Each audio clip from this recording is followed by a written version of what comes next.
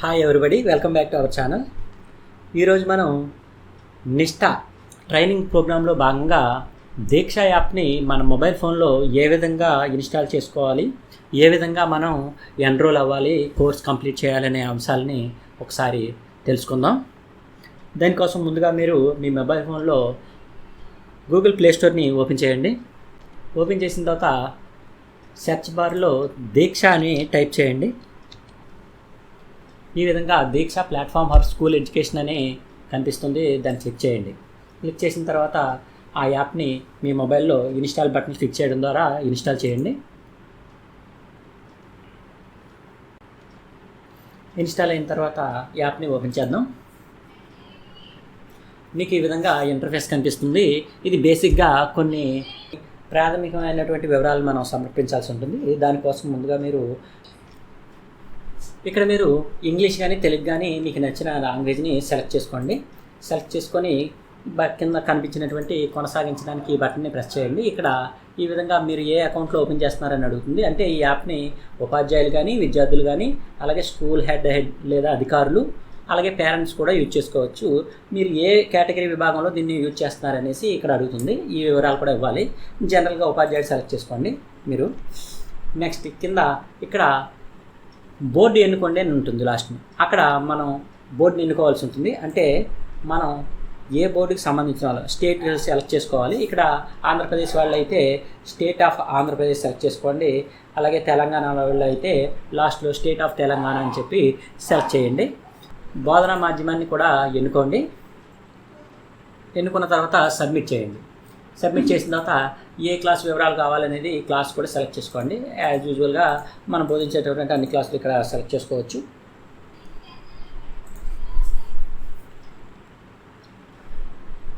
Install అయిన తర్వాత ఈ విధంగా బోర్డు వస్తుంది.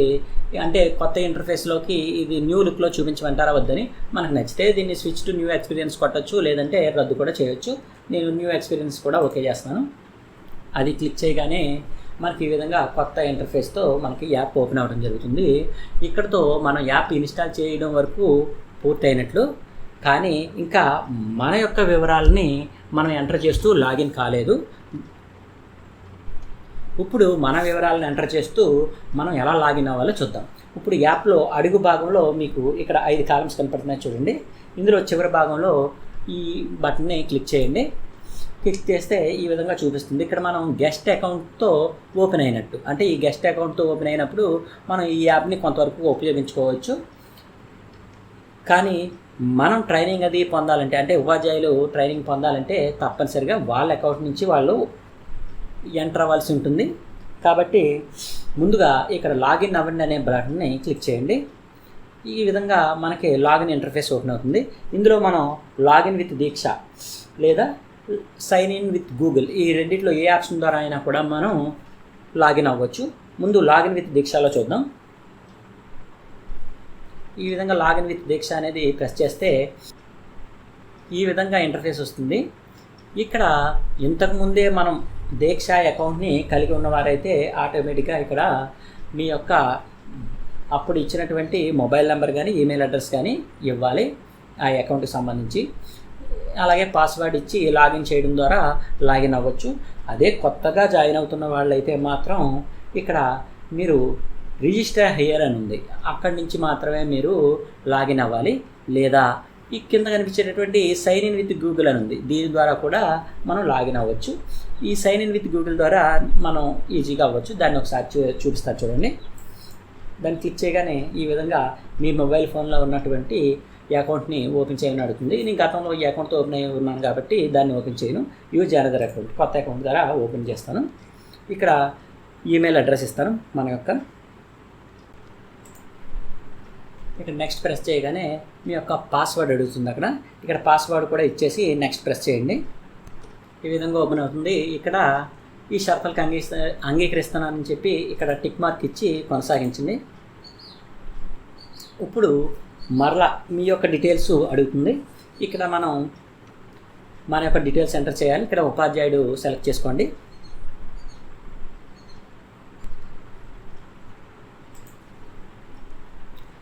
తర్వాత ఇక్కడ గతంలో మాదిరిగా బోర్డు, మాధ్యమం, అలాగే మనం బోధించేటువంటి క్లాసు 3 కూడా ఇవ్వాల్సి ఉంటుంది.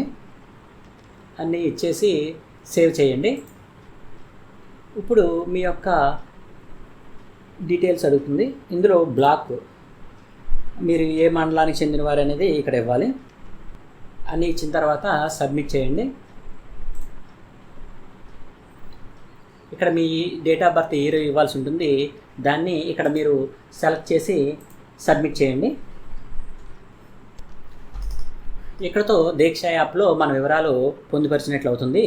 కానీ ఇంకా ఇక్కడతో అయిపోలేదు.